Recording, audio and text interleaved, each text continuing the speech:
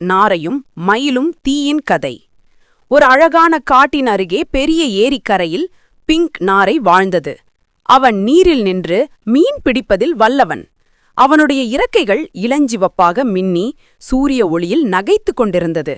அதே காட்டில் மயில் வாழ்ந்தது. அதன் நீல பச்சை இறகுகள் எல்லோரையும் கவர்ந்தது. ஒவ்வொரு மழை நாளிலும் மயில் தன் வால் விரித்து நடனமாடும். ஒரு நாள் அந்த காட்டில் பெரும் தீ பற்றியது. மரங்கள் எரிஞ்சு விழ மிருகங்கள் எல்லாம் பீதி அடைந்தன. பிங்க் நாரை தண்ணீரில் இருந்ததால் பாதுகாப்பாக இருந்தது.